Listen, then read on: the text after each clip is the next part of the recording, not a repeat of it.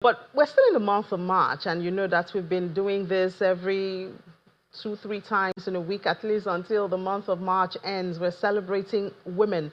This time, we're coming from the perspective of some findings by Bill and Melinda Gates, and of course, they're working with WIMBIZ right here in Nigeria. So there you have it, some facts on Nigerian women, that 34% of Nigerian women want to own or expand their business, but funding is a barrier. 62% of women say funding or lack of startup capital is the primary obstacle to achieving their business goals. I wonder if the men would say that also.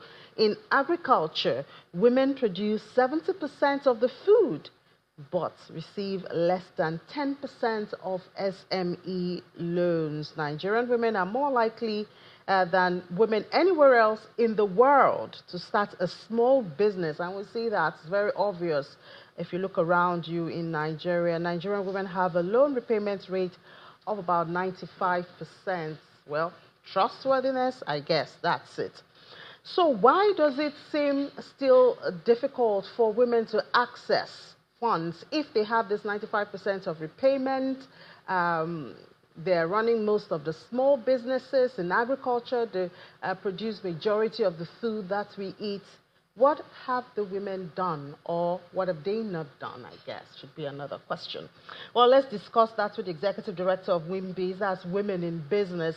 Ms. Omowunmi Akingbohungbe joins us here in the studio. Good morning and welcome to the program.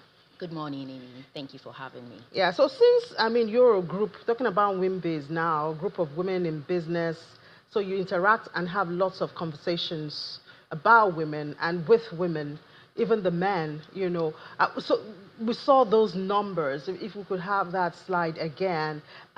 Okay, we have it here. So 34% of women face funding barrier, 62 say, and yet in agriculture, women produce 70% of the food, but receive 10% of SME loans, and yet they have repayment rate of 95. Is it that the women have missed something out? Well, I think it's a two-way traffic on the side of the women, as well as institutions responsible for dispensing of these loans. And to also buttress the facts of these statistics, I worked in the banking industry for about 18 years, and I led some women banking initiatives prior to then. And these statistics are real. I had been a part of researches that showed that even in the banking institution, the volume of loans given to women, when you look at the data, is low, very low compared to what it is for the global view. Now, in terms of these financial institutions, if there are certain gender-friendly policies that would drive energy and attention towards this gap that exists, creating awareness and creating dedicated funds for women, it would help improve What things. would be different? Because, men do not need those extra attention. A loan requirement is a loan requirement, right? Are there things that stop women from meeting up those requirements, or is it a matter of sentiment with the financial institutions? I mean, this issue of sentiments, I've had a lot of people come to me about such conversations. Now, there are some social barriers that automatically would limit women.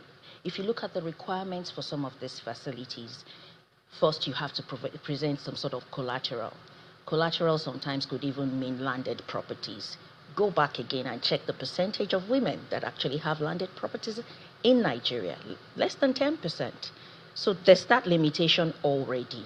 And we've had this go on so long, this disparity go on so long, that it begins to look like the norm. So you only tend to show up sometimes even for things that you're exposed to. So if I feel I don't stand a chance of even accessing these loans, I would not even bother applying. There's so many things demanding for the time of a woman. So even if you look at the volume of women that apply for these loans, is low.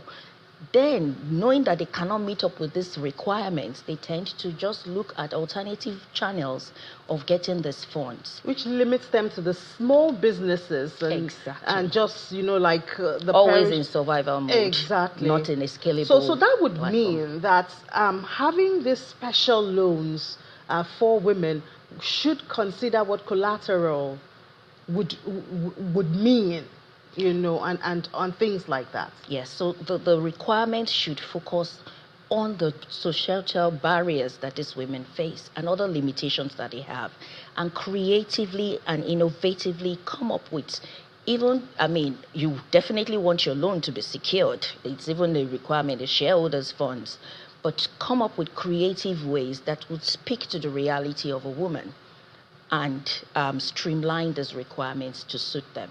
And of course, when you have those gender-friendly policies in place, creating awareness that a certain percentage of these funds that we have to give out as loans is dedicated to women, then I know I stand a chance. So what would that look like? Thank God you've been in the banking, you spent almost 2 decades there, according to you. So what would it look like? What would the creative, innovative package look like for women, looking at the realities of Nigeria?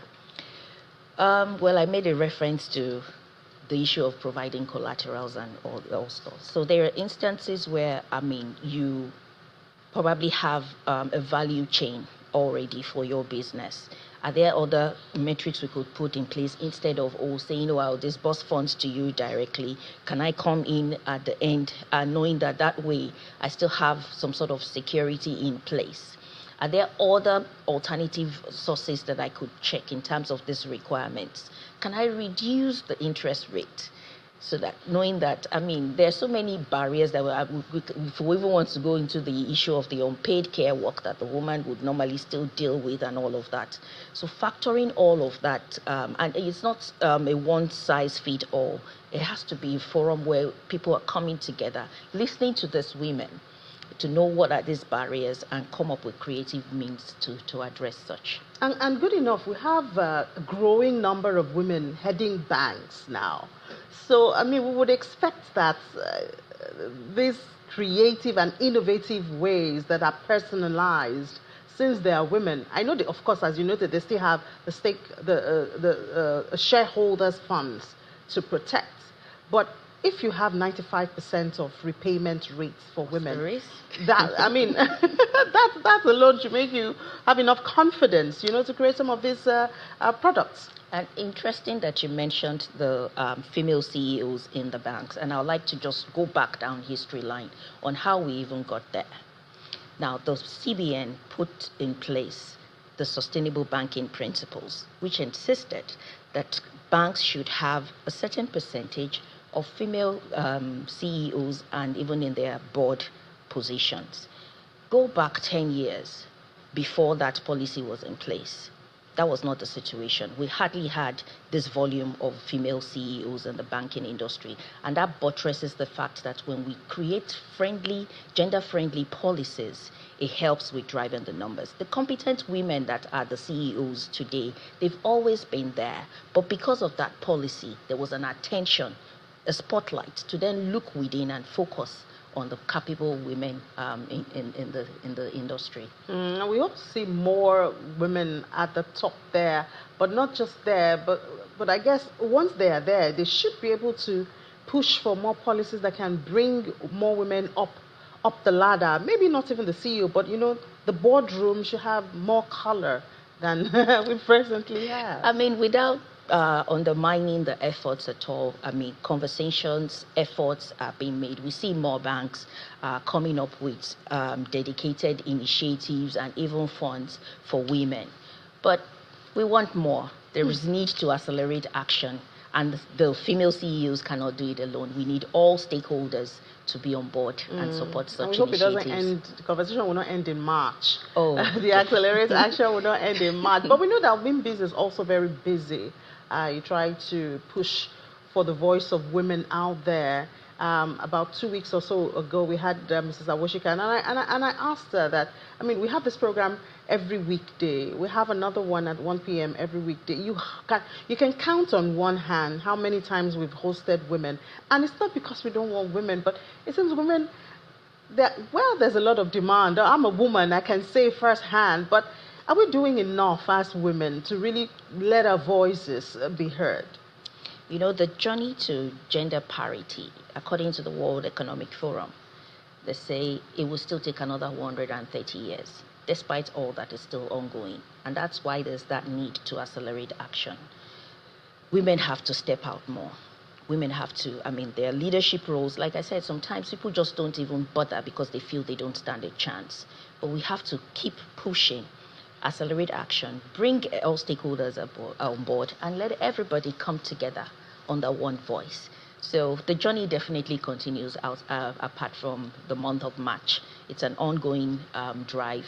And at WIMBIZ, we're passionate about advocacy, talking about all of these things, because the problem known is half solved, as well as mentorship. So women, if you're already up there, despite all the demands, handhold another woman to support them. Let them not have to go through the same long road that you did. Help them cut the road shorter.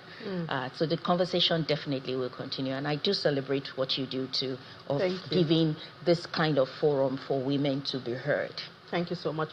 But you know, you can hardly conclude a conversation with or about women without talking about family, because it doesn't well, that's just the way women were created, to have family first, while the man's first desire or priority is going out there to make. And I know the world seems to say, oh, we have overcome the conversation around family, career, balance, and all of that. I wonder if that's what you see from where you stand. That is still a big barrier. Now, having a family is there's a lot that still looks to the woman to have things run. We had a forum yesterday focused on women in law, and we were talking about, I mean, as a lawyer, there are needs sometimes for you to have to travel around for some cases and things like that. It's easy for a man to just say, hey, babe, I'm leaving. Cheers. Do take care. I'll call you. But when you're the woman in that position, it's not easy. You can't just jump and say you're going. So it's a barrier. It's a limitation. And what we could do in that regard is to channel more energy, let organizations provide some sort of flexibility to make it easier for women to manage the home front. And at the same time, the other party, I mean, it takes two to tango, should also be hands-on in terms of taking responsibilities of the home front. It's not just, I mean, sometimes we have this notion of, I provide the money and all that, but the syllabus has changed. Most women are working now, earning, and it's just the way it should be. You have two legs, work on both. When you're hopping on one, you spend more time, more energy and resources, and it takes you longer to get to your final destination. The family supports, and that conversation, I think, should still be in the front burner, you know, so that at least spouses can be more conscious of the fact that, oh, she also has her own talents and gifts that need to be explored, you know, and that's how I think you can get a complete human being. It starts with a more satisfied wife and mother. Fulfillment. All right, thank you so much for joining us here this morning, Mr. Omowunmi Akingbohungbe, Executive Director at Women in Business, WIMBIZ. Thank you for having me.